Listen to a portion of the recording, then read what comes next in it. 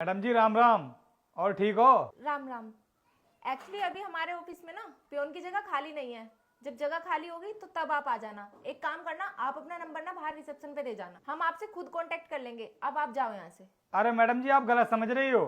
हम आपकी कंपनी में कोई नौकरी करने के लिए नहीं आए हैं, हम तो किसी और काम से आए हैं। अच्छा, तो आप सिक्योरिटी गार्ड की नौकरी के लिए आए हो, पर हमारे यहाँ पे उसकी भी जगह खाली नहीं है। आप जाओ यहाँ से। अरे मैडम जी पहले हमारी बात तो सुन लो, आप तो पता नहीं क्या क्या बोले जा रही हैं। जब मैंने तुमसे एक बार बोल दिया ना कि मुझे तुमसे कोई बात नहीं करनी, तो तुम जाओ यहाँ से। फालतू में मेरे टाइम बर्बाद मत करो। कहीं हम दूसरी जगह तो नहीं आ गए?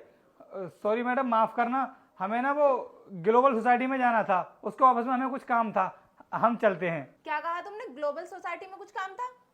लेकिन वो ऑफिस तो यही है। बताओ क्या काम था तुम्हें? वो मैडम हमको ना एक फ्लैट खरीदना था। क्या कहा तूने कि तुझे फ्लैट खरीदना है?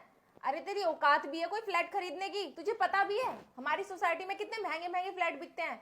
फ्लैट खरीदना तो छोड़, तुझे हमारी सोसाइटी में ना कोई काम के लिए भी नहीं रखेगा। अगर मुझे पहले ही पता होता ना कि तू मेरे साथ इतना गंदा मजाक करेगा तो मैं तुझे पहले ही भगा देती। मुझे तो ऐसा लगा था कि तू हमारी सोसाइटी में पियोन की जॉब के लिए आया है। तो मैडम जी आपके कहने का क्या मतलब है कि हम इस सोसाइटी में फ्लैट नहीं खरीद सकते? वो तो हम लोगों की शक्ल देखकर बता देते हैं कि कौन फ्लैट खरीद सकता है और कौन नहीं। तू तो अपने लिए ढंग के कपड़े नहीं खरीद सकता, तो फ्लैट क्या खरीदेगा? अपना हुलिया तो देख ले, क्या सड़े हुए कपड़े पहन के तू मेरे ऑफिस चला आया है। और बाहर से सिक्योरिटी गार्ड ने तुझे अंदर कैसे आने दिया? मुझे तो ऐसा लगता है कि तू बाहर ना उससे झूठी बोलकर आया होगा, वरना हमारी सोसाइटी का सिक्योरिटी गार्ड तुम जैसों को कभी अंदर भी ना आने दे।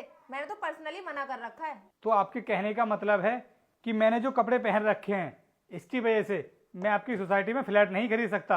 आपको क्या मैं गरीब लग रहा हूँ? अरे नहीं नहीं, मैंने तुझे कब गरीब बोला है? तू तो अंबानी लग रहा है देखने से। अरे मैडम जी क्यों हमारी मजाक बना रही हो? आप हमको ये बताओ, हमको फ्लैट मिल सकता है कि नहीं मिल सकता है? हमारी सोसाइटी में सिर्फ वही फ्लैट खरीद सकता है जिसके पास पैसा हो, और तेरे जैसे गरीब के पास पैसा तो होने से रहा, तो तू क्या ही फ्लैट खरीदेगा। अरे वीर, आ गए तुम?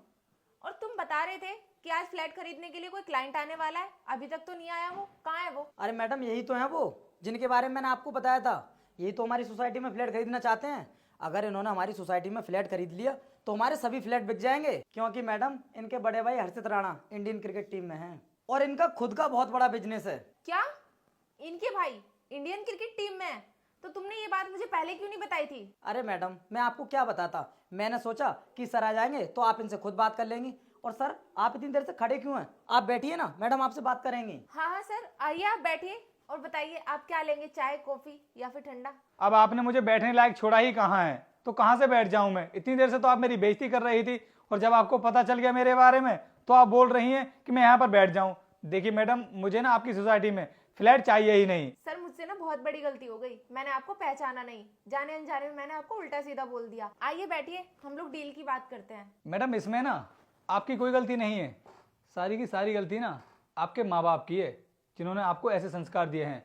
अगर आपके घर से आपको सही संस्कार मिले होते ना तो आज इस तरह आप मेरी बेइज्जती नहीं कर रही होती, और ना ही इस तरह से आप मुझसे बात कर रही होती। आप ना लोगों को उनके कपड़े और उनके हुलिया को देख करके जज करती हो, जो कि बिल्कुल सही बात नहीं है। अगर मैंने इस तरह के कपड़े पहन रखे हैं तो आपकी नज़रों में ऐसे कपड़े गरीब लोग पहनते हैं? तो मैडम मैं गाँव से आता हूँ और मुझे ऐसे कपड़े पहनना अच्छा लगता है। मैडम जिस मिट्टी में हम पले बड़े हों हमें उसके संस्कार नहीं भूलने चाहिए, और मेरे माँ बाप ने मुझे वही संस्कार दिए हैं। सर मैं मानती हूँ कि मुझसे बहुत बड़ी गलती हुई है, पर आप इस तरह मेरी बेइज्जती मत कीजिए। अगर कंपनी के ओनर को पता चल गया ना कि मैंने आपके साथ ऐसा व्यवहार किया है तो वो मुझे जॉब से निकाल देंगे। सर प्लीज आप ऐसा मत कीजिए और मुझे माफ कर दीजिए। मैडम मैं आपकी कोई बेइज्जती नहीं कर रहा हूँ, मैं बस आपको समझा रहा हूँ। अगर आपको मेरी अच्छी बात भी बुरी लग रही है तो कोई बात नहीं, समझाने का कोई फायदा नहीं है, मैं चलता हूँ। सर सर सुनो, सर कहाँ जा रहे हो? फ्लैट की बात करते हैं सर। मैडम उनको आवाज़ देने से अब कोई फ़ायदा नहीं है। अगर तुम उनके साथ में ऐसा बिहेव नहीं करती तो शायद आज हमारी सोसाइटी में वो फ्लैट खरीद लेते। आज जो कुछ भी हुआ है ना तुम्हारी वजह से हुआ है। वीर तुम सही कह रहे हो, लेकिन इस बारे में कुछ भी बात ना कंपनी के ओनर तक मत पहुंचाना, वरना मेरी जॉब पर बात आ जाएगी। ठीक है मैडम, इस बारे में किसी को पता नहीं चलेगा। चलता हूँ मैं। ठीक है।